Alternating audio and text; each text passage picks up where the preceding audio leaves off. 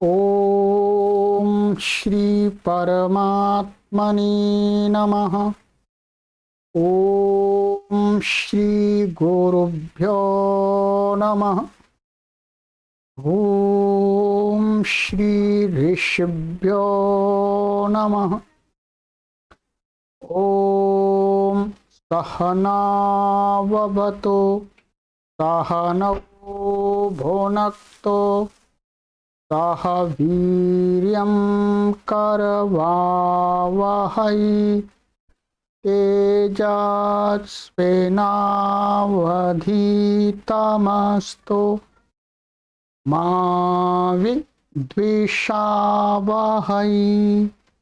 ओम शांति शांति शांति।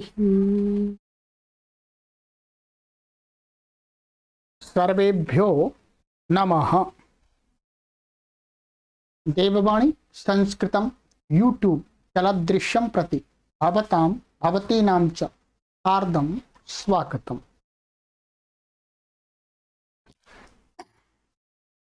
मित्रों, प्रारंभिक रचनानुवाद कौमुदी की लाइव कक्षा संख्या 68वीं 68वीं कक्षा को आज हम पढ़ेंगे। 68 कक्षाओं को मैंने आपको पढ़ा दिया है। प्लेलिस्ट में कॉलम बना हुआ है और यह शून्य स्तर से 0 लेवल से संस्कृत भाषा सिखाने की सीरीज कोर्स तैयार हो रहा है।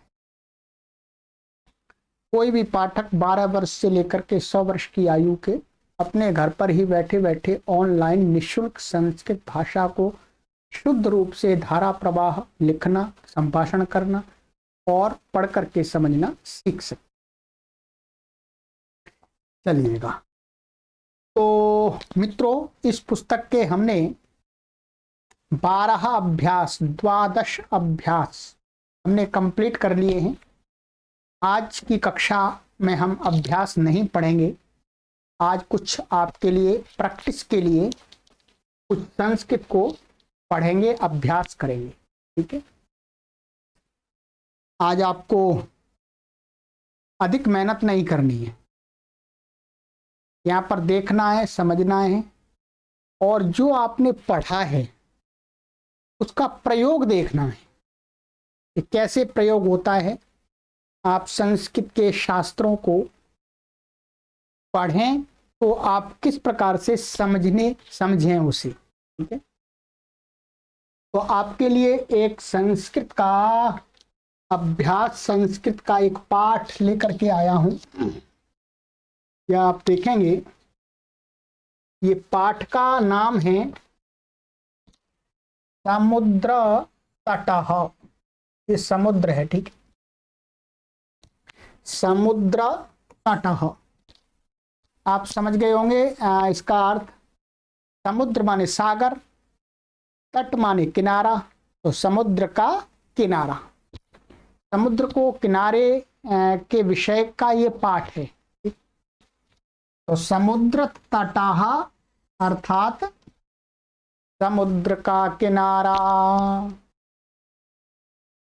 इसमें सब बताऊंगा आपको, विभक्ति भी बताऊंगा, वचन भी बताऊंगा, ठीक है, और अर्थ भी बताऊंगा इसमें। ठीक है, प्रैक्टिस करनी है आपको भी, पूरा समझने का प्रयास करना है।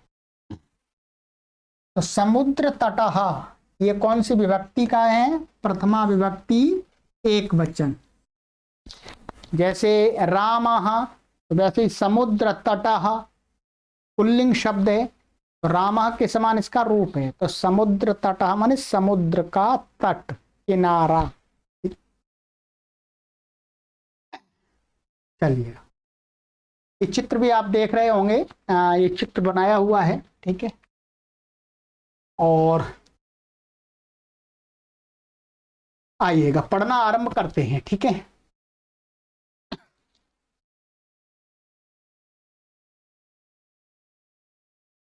एषः समुद्रतटः।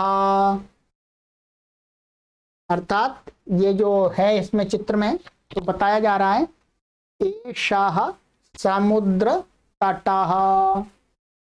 एषः का अर्थ क्या होता है? यह समुद्र तट का किनारा, माने यह समुद्र तट, यह समुद्र तट है, अपने आप आ जाएगा। ठीक है, जब भी संस्कृत आप यहाँ पर कहीं इस पुस्तकों में पढ़ेंगे तो कहीं कहीं क्रिया साइलेंट होती है, तो उस क्रिया के अर्थ को हमें अपनी तरफ से लगाना पड़ता है। ये पूरा वाक्य क्या है? एषः समुद्र तटः अस्ति, हमें अपनी तरफ से जोड़ेंगे यहाँ पर। ठीक है, अस्ति माने यह समुद्र तट है, ऐसा अर्थ करें।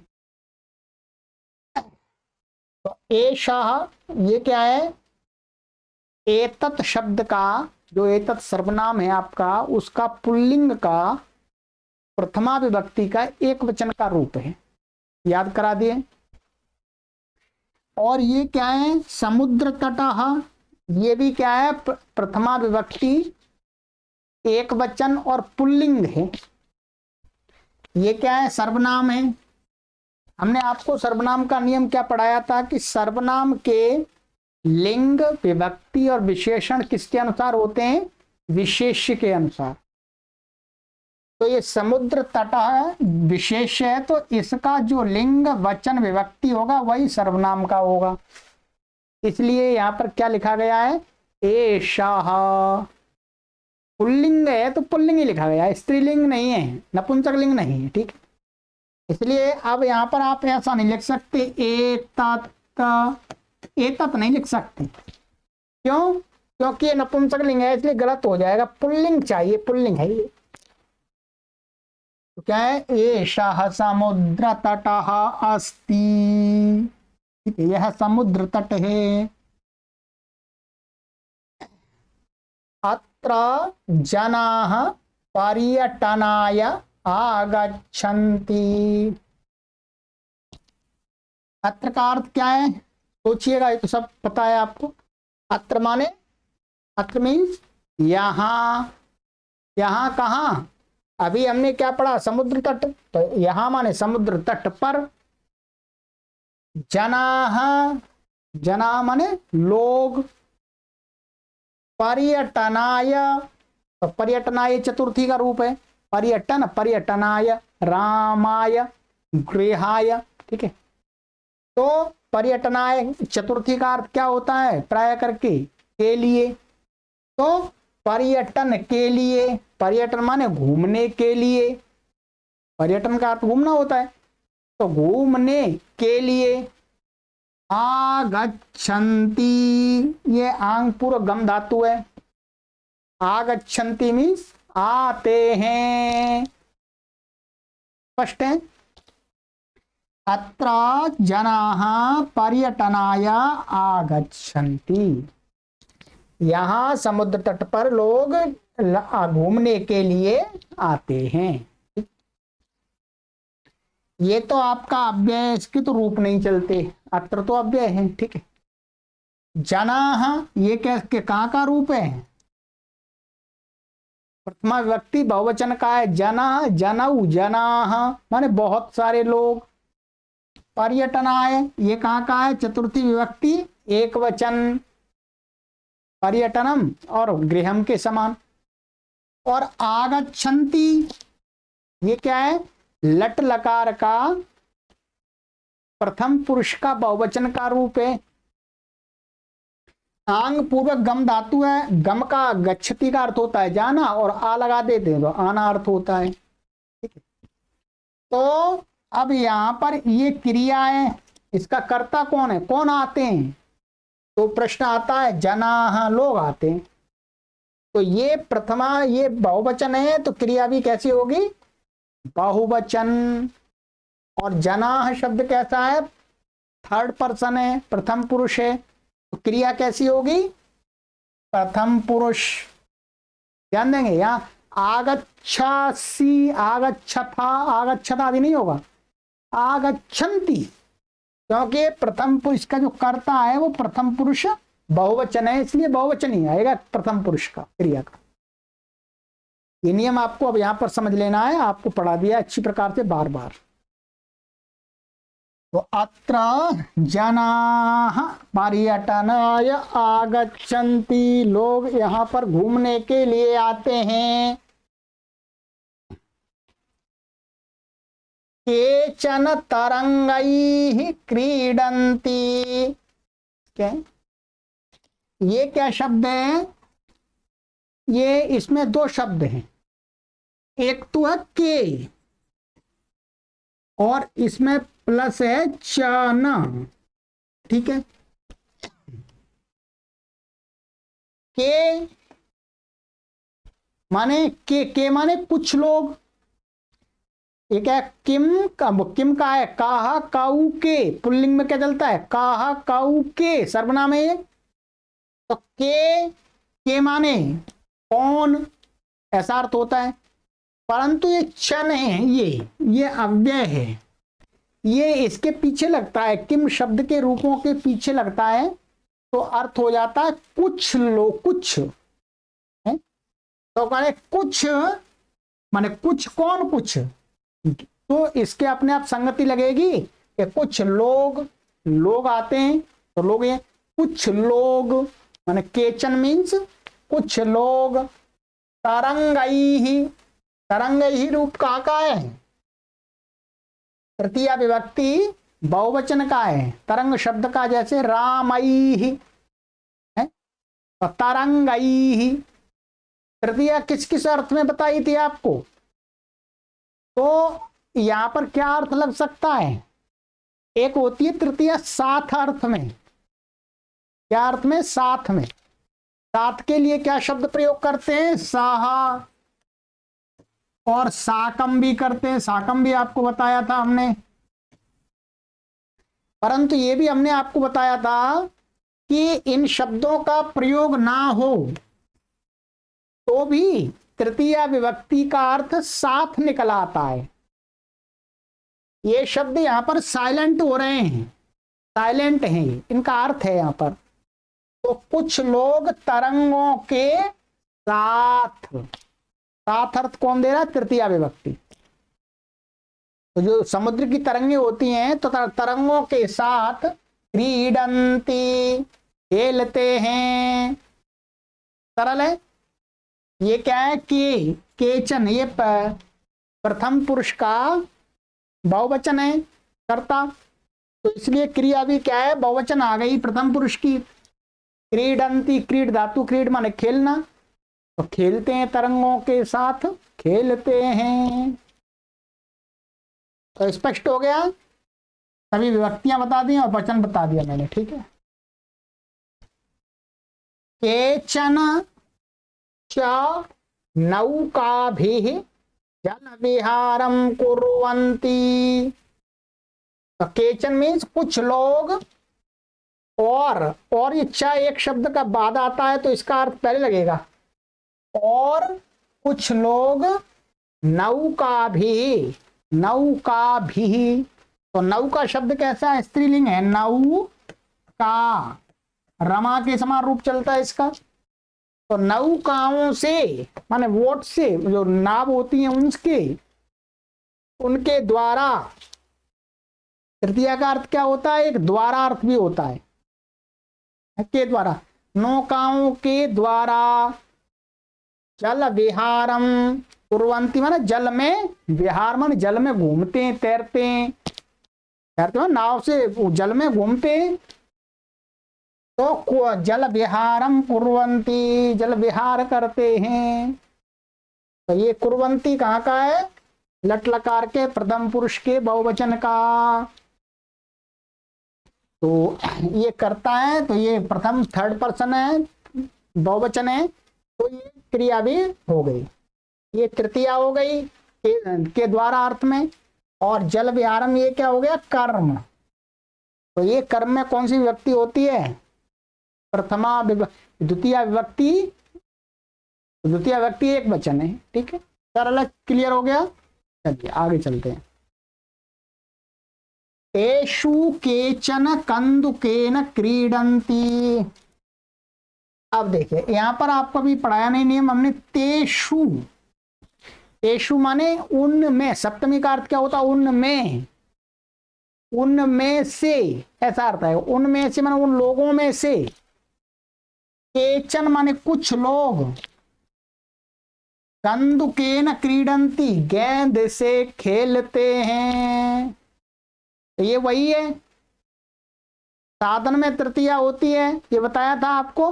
दंडे न चलती, वृद्ध दंडे न चलती है, बालका कंदुके न क्रीडंती।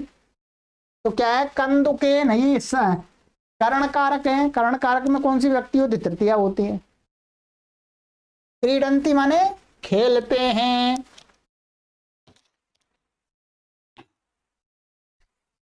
तो ये तृतीय व्यक्ति का है, और ये फिर इसी बालिकाः बालकाः च बालुकाभिः बालुगृहं रचयन्ति।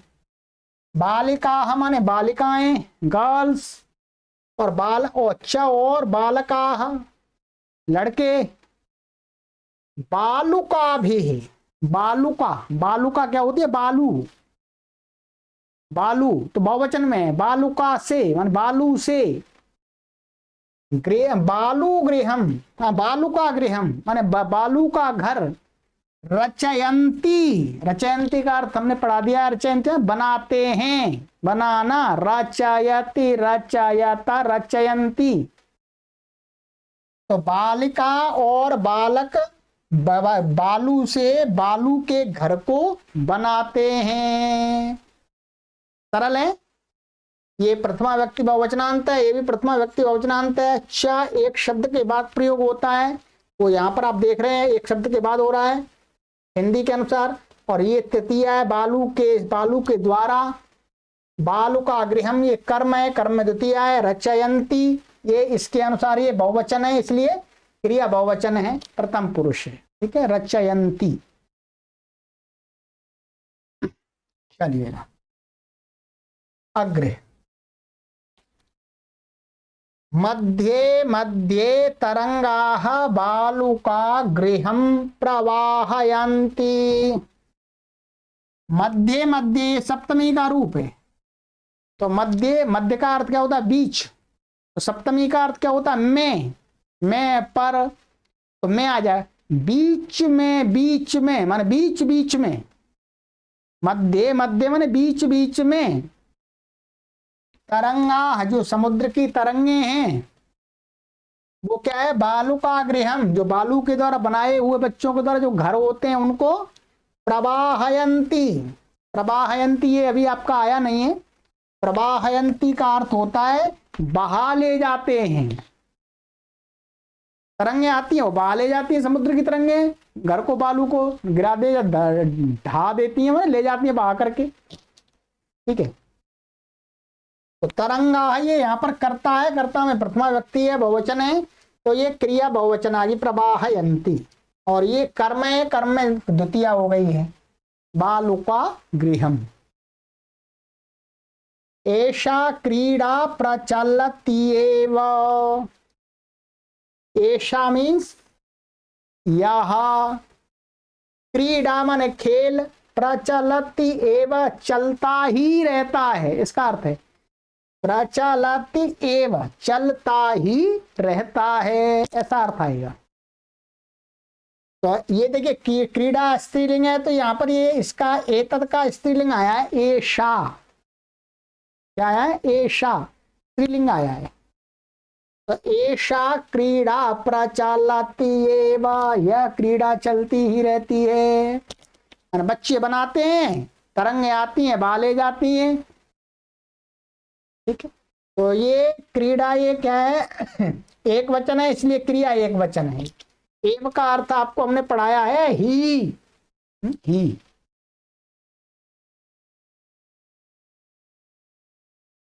समुद्र तटाः न केवलम पर्यटन स्थानानि। कहते हैं जो समुद्र तट हैं, समुद्र के किनारे हैं, न केवलम, न वो केवल पर्यटन स्थान ही नहीं है। पर्यटन माने केवल घूमने के स्थान नहीं है। अत्र मत्स्य जीविनः अपि स्वजीविकां चालयन्ति। अत्र माने यहाँ समुद्र तट पर मत्स्य जीविना होते हैं जो मछलियों को पकड़ पकड़ के अपनी जीवन चलाते हैं, अर्थात जिनको मछुआरे बोलते हैं। जो मछुआरे होते हैं वो भी अपि माने भी स्वजीविकाम अपनी जीविका को चालयंती माने चलाते हैं। माने समुद्र पर घूमने के लिए तो आते हैं, साथ साथ में वहां आसपास में रहने वाले जो मत्स्यजीवी लोग हैं उनका जीवन भी चलता है, उनको पैसे भी मिलते हैं, मछलियां पकड़ पकड़ करके समुद्र में से बेचते हैं। तो ये प्रथमा विभक्ति बहुवचनांत था। न अव्ययपद है, न नहीं, केवलम, केवलम माने केवल, ओनली। पर्यटन स्थानानि, ये क्या है? बहुवचन है, पर्यटन के स्थान। अत्र मत्स्य जीवना, ये मत्स्य जीवना आपका क्या है? प्रथमा विभक्ति बहुवचनांत है। अभी आपको इसके रूप याद नहीं है, मैं बता देता हूं। ये क्या है? प्रथमा विभक्ति बहुवचनांत। 1 3 माने 1 का माने प्रथमा विभक्ति, 3 माने बहुवचन। अपि माने भी, ये अव्यय है। स्वजीविकाम, ये कर्म है, कर्म में द्वितीय है। जीव स्वजीविका, तो ये क्या? रमा के समान रूप चलेगा, तो स्वजीविकाम चालयंती। चालयंती माने चलाते हैं, ठीक है। चलिएगा, आइएगा आगे पढ़ते हैं। अस्माकं देशे बहवः समुद्र तटाः सन्ति। हमारे, अस्माकं का अर्थ क्या पढ़ाया? ये किसका है? अस्मद शब्द का षष्ठी बहुवचन है। तो क्या अर्थ निकलता है हिंदी में? हमारा या हमारे। तो हमारे देशे, ये सप्तमी है, एक वचन। हमारे देश में बहवः, ये गुरु के समान रूप चलता है, जैसे गुरु हु गुरु गुरवः, ऐसे बहु बहु बहवः, और बहुत सारे। समुद्र तटाः सन्ति, समुद्र तट हैं। केवल एक ही समुद्र तट नहीं है, कई सारे समुद्र के तट हैं। तो ये संति, ये अस धातु का लट लकार का प्रथम पुरुष का बहुवचन का रूप है। अस्ति स्तः, संति माने हैं। एतेषु मुंबई, गोवा, कोच्चि, कन्याकुमारी, विशाखापत्तनम, पुरी तटाः अतीव प्रसिद्धाः सन्ति। कहते हैं कि एतेषु, इन, एतेषु, एतेषु माने इनमें, सप्तमी का एतत् का, इनमें, समुद्र तटों में, इन समुद्र तटों में। समुद्र तट का ये वो है सर्वनाम, ठीक है, इसलिए ये पुल्लिंग का सप्तमी। इनमें माने इन समुद्र तटों में। मुंबई, मुंबई का समुद्र तट। गोवा, गोवा का समुद्र तट। कोच्चि, ठीक है, कोच्चि, और कन्याकुमारी, कोच्चि। विशाखापत्तनम से विशाखापट्टनम, और पुरी जो उड़ीसा में। ये जो तट हैं समुद्र के, ये अतीव माने बहुत अधिक, प्रसिद्धाः प्रसिद्ध, संति माने हैं। और भी है पर ये अधिक प्रसिद्ध है भारत देश के अंदर। तो इसमें सरल है, ये पूरा शब्द एक ही है, यहां से लेकर के यहां तक ये एक ही शब्द है। ये क्या है? प्रथमा विभक्ति बहुवचन। और ये क्या है? प्रसिद्धा, ये इसका विशेषण है। ये प्रथमा विभक्ति बहुवचन है। ये तट कैसे हैं? प्रसिद्ध तट हैं। तो ये इसमें भी प्रथमा विभक्ति बहुवचन आ गया, और ये पुल्लिंग है तो ये पुल्लिंग आ गया, तो प्रसिद्धा ऐसा आ गया, ठीक है। और ये अति भी अव्यय है, ठीक है। संति, ये लट लकार का अस धातु का प्रथम पुरुष का बहुवचन का रूप है, ठीक है। ये बता ही दिया मैंने आपको, ये तो सप्तमी विभक्ति बहुवचन का है, ठीक है। गोवा तटः विदेशी पर्यटकेभ्यः समधिकं रोचते। कहते हैं कि गोवा तटः माने जो गोवा का जो समुद्र तट है वो विदेशी पर्यटकेभ्यः, विदेशी लोगों, विदेशी जो घूमने वाले होते हैं, ठीक है, पर्यटक होते हैं, उनके लिए समधिकम माने सबसे अधिक, रोचते माने अच्छा है, लगता है। अब देखिएगा, रोचते के साथ में हमने आपको नियम पढ़ाया था कि रोचित माने जिसको अच्छा लगता है, उसमें कौन सी विभक्ति होती है? चतुर्थी विभक्ति। यहाँ किसको अच्छा लगता है? विदेशी पर्यटकेभ्यः, तो ये कौन सी विभक्ति हो गई बोलो? चतुर्थी विभक्ति, बहुवचनांत, ठीक है। और गोवा तटः, गोवा तट समधिकम, ये क्या है? समधिकम माने अधिक, ठीक है। तो ये तो क्या है?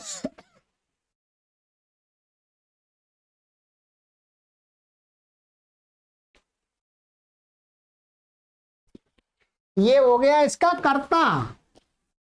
क्या हो गया? गोवा तटा, ये क्या हो गया? कर्ता।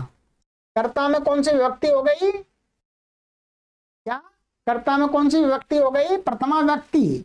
और ये प्रथम पुरुष एक वचन है, इसलिए इसमें भी क्या है? क्रिया में भी प्रथम पुरुष एक वचन है, रोचते। और ये है अव्यय, समधिकम, ये अव्यय। तो समधिकम रोचते माने अधिक अच्छा लगता है। अब नियम भी आपने अपना दोहरा लिया कि रोचते के साथ में चतुर्थी होती है, जिसको अच्छा लगता है उसमें चतुर्थी होती है, और जो चीज अच्छी लगती है वो क्या होती है?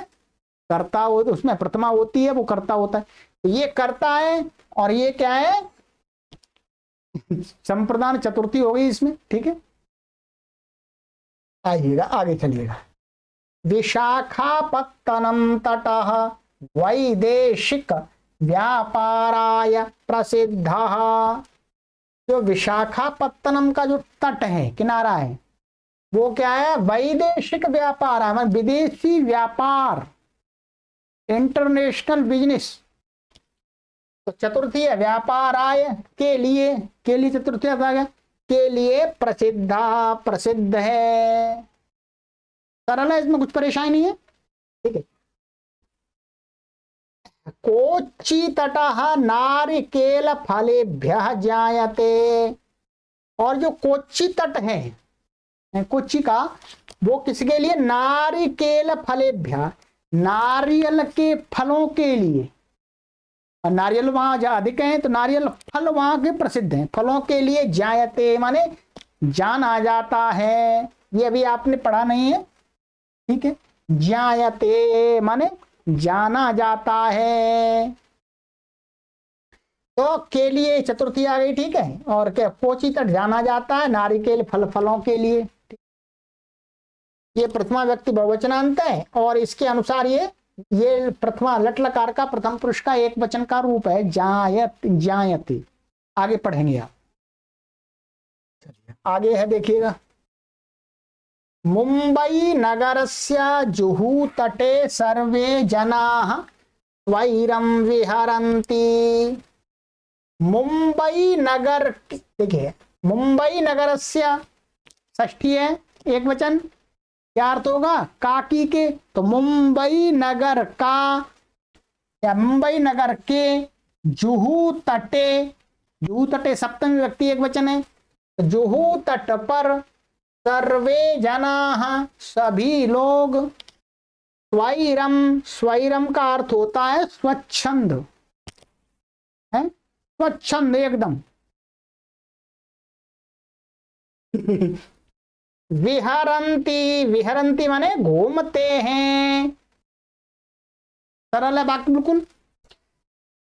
मुंबई नगर के जुहू तट पर सर्वे जना, तो ये जना बहुवचन है, तो ये सर्वे, सर्व का पुल्लिंग का बहुवचन का सर्वे, सभी लोग, स्वैरम स्वेच्छा पूर्वक विहरंती घूमते हैं। ये द्वितीय व्यक्ति एक वचनांत है, ठीक है, ध्यान देंगे, द्वितीय व्यक्ति एक वचनांत, और ये प्रथमा व्यक्ति बहुवचनांत है दोनों में, ठीक है।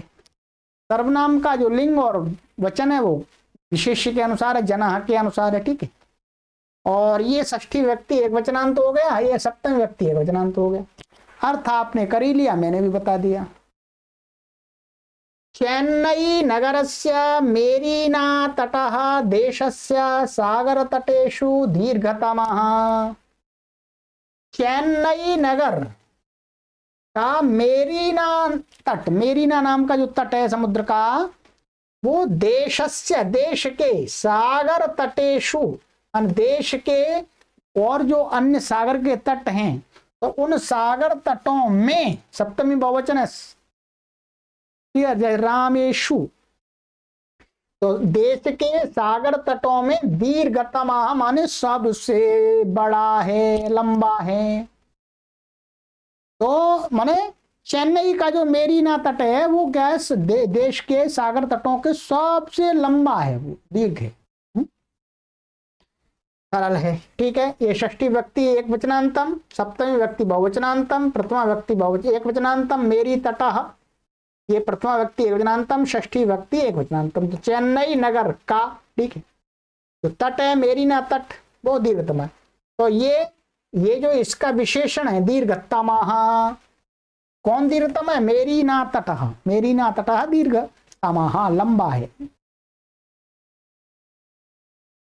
चलिएगा,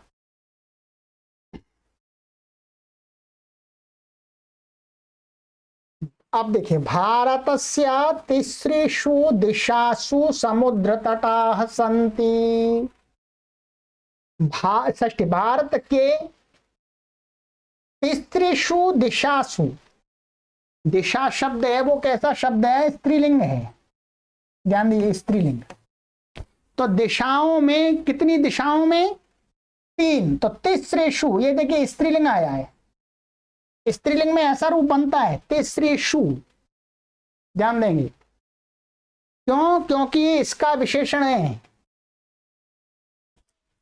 तो दिशा स्त्रीलिंग है तो ये भी, और ये बहुवचन है दिशा, तो ये भी, तो दिशाओं, तो भारत की तीनों दिशाओं में समुद्र तटाः सन्ति, समुद्र तट हैं, माने भारत के तीन और समुद्र तट हैं, ठीक है। सामान्य है, ये दोनों में सप्तमी व्यक्ति बहुवचनांत है, ये षष्ठी व्यक्ति एक वचनांत है। तो समुद्र तटा प्रथमा व्यक्ति बहुवचनांत है, संति अस्तातु का लट लकार का प्रथम पुरुष बहुवचन है। अस्मात् एव कारणात् भारत देशः प्रायद्वीपा इति कथ्यते।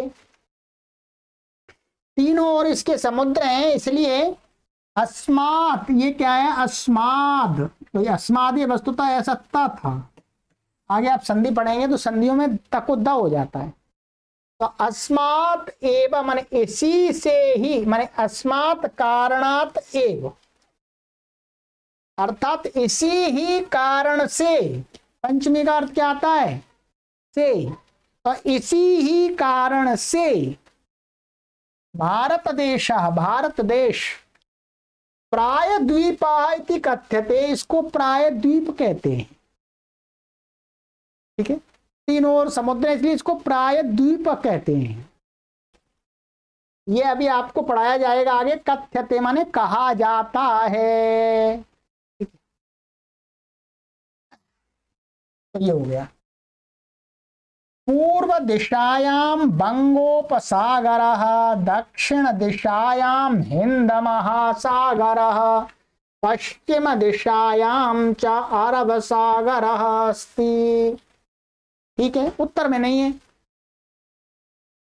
कहते हैं पूर्व दिशायाम, सप्तमी व्यक्ति रमायाम, रमा के समान एक वचन है, पूर्व दिशा में बंगोपसागरः, बंगाल का सागर, और दक्षिण दिशा में हिंद महासागर, दक्षिण दिशा में माने साउथ में हिंद महासागर है, और पश्चिम दिशा में अरब सागर अस्ति, अरब का सागर है।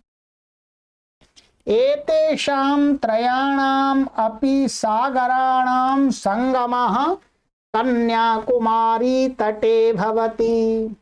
अब देखिएगा, इन एतेषाम, एतत् का षष्ठी बहुवचन है एतेषाम, इनका, इन तीनों का माने तीनों तटों का, वो तीनों समुद्रों का, सागरों का, इन तीनों सागरों का भी माने से एतेषाम त्रयाणाम अपि सागराणाम, इन तीनों सागरों का भी संगमः, संगम माने मिलन,